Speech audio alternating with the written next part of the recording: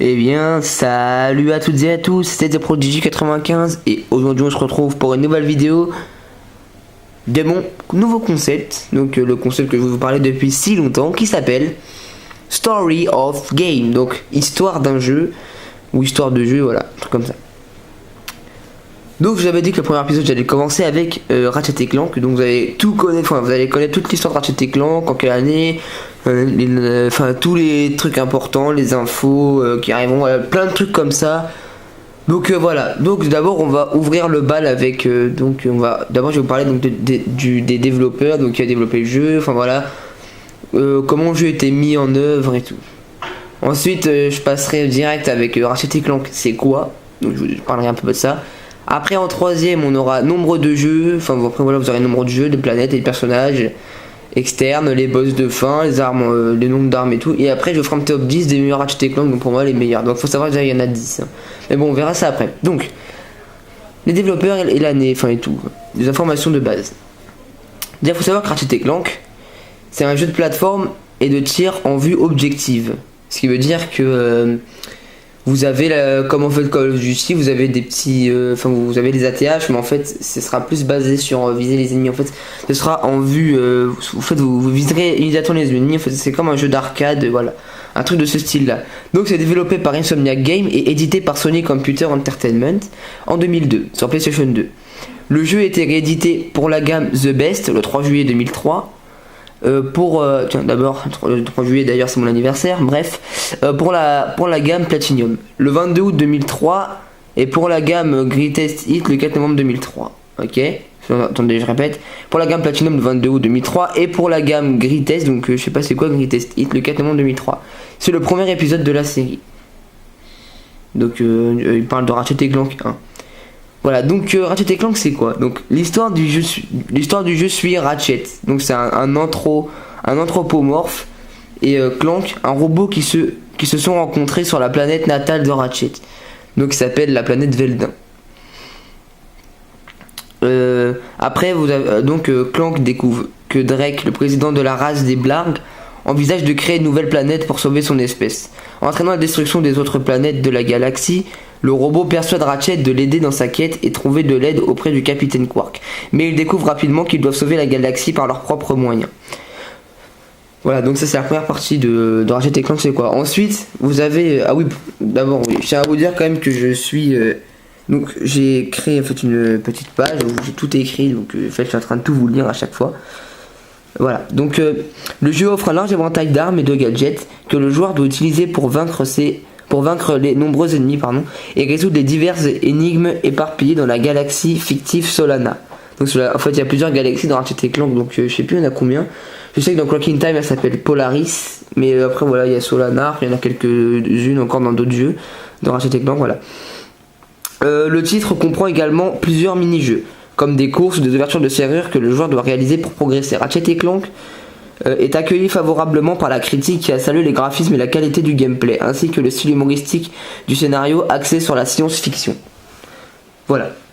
Maintenant on va passer au nombre de jeux de planètes, enfin les chiffres de Ratchet & Clank. Donc il faut savoir déjà qu'il y a 9 jeux, enfin il y en a 10 mais j'en ai dit 9 parce qu'en fait il y a la trilogie qui a été sortie un peu plus tard. Donc déjà il y a Ratchet & Clank 1 qui a été sorti en 2002. Après il y a Ratchet & Clank 2 en 2003, Ratchet & Clank 3 en 2004, Ratchet & Clank Gladiator en 2005. Enfin il n'y a pas, c'est pas Ratchet & Clank Gladiator, c'est juste Ratchet Gladiator en 2005. Donc ces 4 jeux là sont pour l'instant sur PS2. Ensuite sur PS3 on a eu Ratchet & Clank Opération Destruction en 2007, Ratchet & Clank Quest for Booty en 2008, Ratchet & Clank Crack in Time en 2009 et Ratchet & Clank All for One en 2011. Et ensuite on a Ratchet & Clank Trilogy en 2012 et Q-Force en 2012 aussi, sorti sur PS3. Maintenant le nombre de planètes dans certains jeux, enfin dans tous les jeux.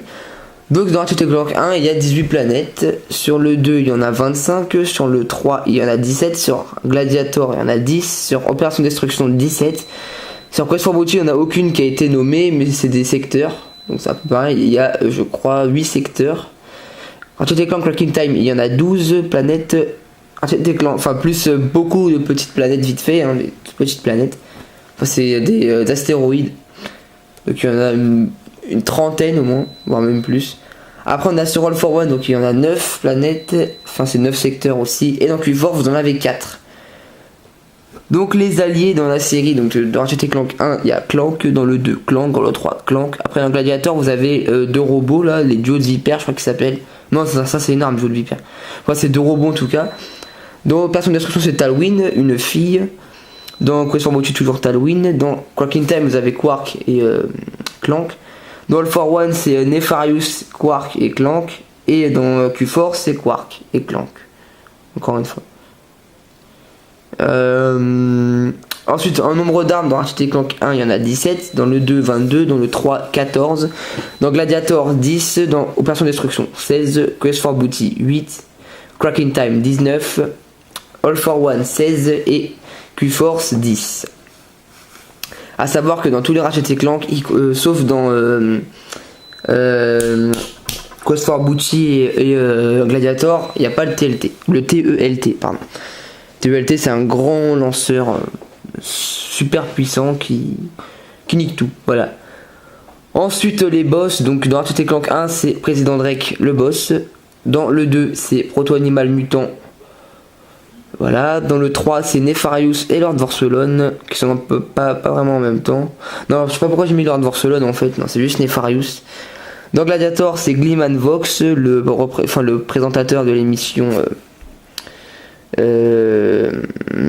Enfin voilà, de l'émission des arènes là, je sais pas quoi. Dans Opération Destruction, c'est Tachyon, une sorte de robot bizarre là, un télo mes deux là. Quest for Booty, c'est un pirate, donc je sais pas son nom. Cracking Time, c'est Nefarious et Alistair Azimuth et Lord Vorselon justement. Ensuite dans All for One, c'est Mr. Dinkless et Grivelnox, et dans Q-Force, c'est Zurgo. Voilà. Et donc on va finir maintenant ce petit épisode de mon top 10. Donc je vais juste rajouter un petit truc. Il faut quand même savoir que comment dire, que je vous dis, c'est des informations comme ça qui sont données donc sur des sites et puis que j'ai récupéré moi-même aussi. Donc, la plupart c'est que j'ai récupéré moi-même.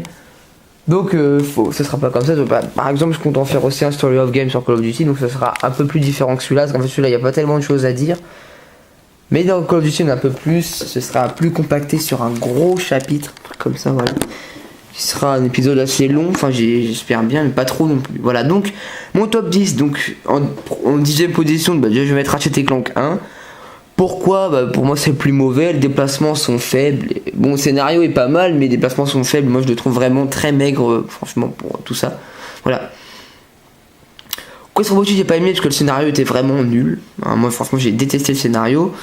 En 8ème ce sera Q-Force, parce que le jeu est pas assez long et Ratchet était mal fait. C'est vrai que j'ai quand même trouvé très mal fait Ratchet. La 7ème position donc, ce sera pour Opération Destruction, donc les graphismes sont pas terribles. Et puis je n'y ai pas joué beaucoup, donc j'ai regardé quelques vidéos, puis j'ai pas trop aimé les graphismes, surtout Ratchet qui était pas tellement bien fait que ça.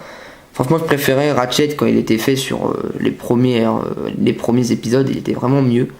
Voilà, donc en 6ème pardon, ce sera All for One.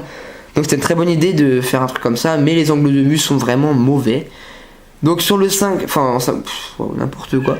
5ème position ce sera Ratchet & Clank 3. Donc c'est un très bon jeu mais c'est pas le meilleur. Voilà pourquoi je dis ça. C'est pas le meilleur mais c'est un très bon jeu parce qu'en fait il y en a beaucoup qui m'ont plu. Après en 4ème position ce sera Cracking Time. Il était très bien pour le scénario et les graphismes. Là celui-là était vraiment très bien. Ensuite le 3 c'est la trilogie. Car ça m'a fait vraiment très plaisir de les revoir, ces Ratchet & Clank là. Donc revenir sur PS3 c'est vraiment une très bonne idée. D'ailleurs je tiens à ajouter pour les amateurs de Ratchet & Clank, même pour les professionnels de Ratchet & Clank, que Gladiator, Ratchet & Gladiator va revenir très vite en HD sur la PlayStation 3. C'est l'information que j'ai dénichée sur Ratchet & Clank Galaxy. C'est un site pour Ratchet & Clank. Alors en 2ème position, donc ce sera Ratchet & Clank 2, car l'histoire était super et Ratchet était très bien fait, ainsi que les cheat codes et toutes les autres options qui étaient vraiment parfaites. Moi j'ai vraiment aimé Ratchet & Clank 2. C'est le 2ème jeu que j'ai joué dans ma vie dans Ratchet & Clank. Et en première position, donc vous vous doutez bien qu'il reste donc que Ratchet Gladiator.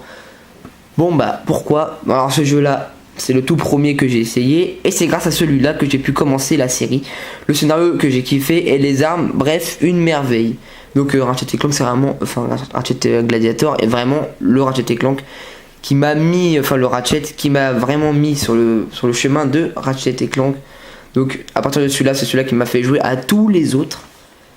Enfin presque tous les autres, il y en a que deux que j'ai pas joué parce que en fait il n'y avait pas la fonctionnalité de trophée PS3 donc j'avais pas trop envie d'y jouer. Et voilà. Bah voilà, donc c'est fini. Donc ce Story of Game est terminé. Donc j'espère que vous allez aimer ce premier épisode. Donc j'ai mis quand même 3 heures à faire tout ça, hein, à préparer tout ça, donc les images et tout que je vous ai mis. J'espère qu'en tout cas ça vous aura bien plu. Donc moi je vous dis ciao et peace.